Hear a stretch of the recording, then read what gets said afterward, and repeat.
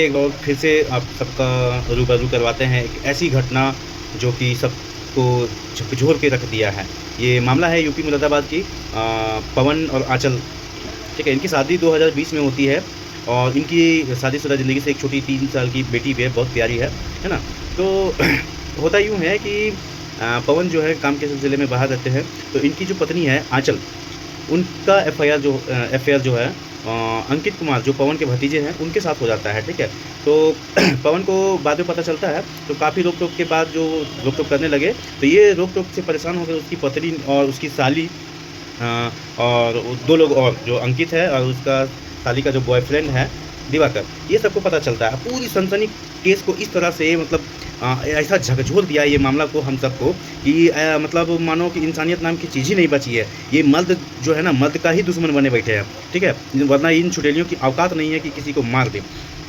हुआ यूँ कि बार-बार पत्नी परेशान होकर एक दिन आंचल जो है अपनी मायके जाती है और वहाँ से पूरा प्लान बनाती है ये पवन को मारने के लिए। अब वहाँ से अपनी बहन के साथ वो वापस आती है, ठीक है? और फ़ोन करके पवन को बताती है कि मैं घर आ चुकी हूँ। पवन भी जल्दी-जल्दी काम निपटा के घर जैसे पहुँचता, दरवाज़ा जैसे खुलता है, इधर से 4 लोग पकड़ लेते हैं, ठीक है? चारों लोग पकड़ लेते हैं, दरवाज़ा बंद करते हैं, हाथ-पैर बाँध देते हैं, मुँह में कपड़ा ठूँस देते हैं। उसके बाद पवन को करंट लगाया जाता है। करंट 1 बार नहीं 9 बार लगाया जाता है, ठीक है?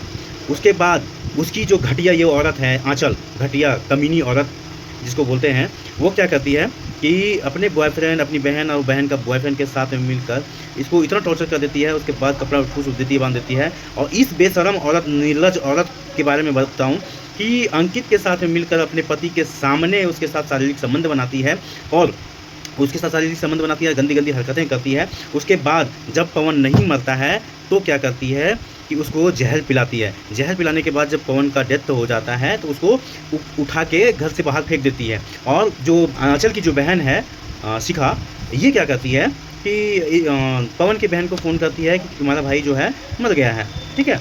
और वो जाके फिर जब पुलिस छानबीन करती है और जब पूरा रिपोर्ट जो है सीधा जाता है, पोस्टमार्टम जब होता है, तब इन सब का पोल खुलता है कि 9 बार उस बेचारे को करंट लगाया गया है। 9 बार इन कमीनों ने, कुतियों ने उनको करंट लगा के मारने की कोशिश किया है, जहर पिलाने की कोशिश किया है। इन हरामखोरों को, इन मादर पिल्लों को, इसको कौन ये अधिकार दे दिया है? कौन ऐसा संविधान का कौन ऐसा पेज में, कौन सा आईपीसी या सीआरपीसी या बीएनएस का कौन ऐसा धारा है जो इन कमीनी औरतों को एक अच्छा खासा लड़का का जन्म लेने पे मतलब जान लेने को कहा जाता है? या फिर इन हरामखोर औरतों को इतनी बढ़ावत कहाँ से मिलती है? हाँ, ये हरामखोर औरत को बढ़ावा इसलिए मिलती है कि इसको अब कोई ना कोई वकील मिल जाएगा जो इसका बेल करवाएगा, कोई ना कोई जज मिल जाएगा जो इसको सज़ा होने नहीं देगा। इन माधर चोरों को सबसे पहले बात बताओ कि ऐसे लोगों को क्या करना चाहिए? सीधा फांसी दे दो। मैं तो कहता हूँ पवन के रिश्तेदार जो भी हैं, इन सालों को पकड़ो और जान से वहीं मार दो, ठीक है? ऐसी निर्लज्जता के मतलब हदें पार करना,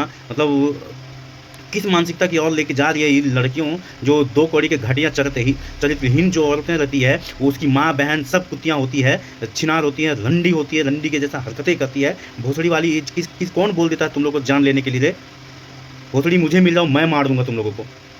वीडियो को शेयर कीजिएगा दबा के और हम सब भाई का संवेदना रहेगा कि पवन भाई को जल्द से जल्द इंसाफ मिले। जय हिंद।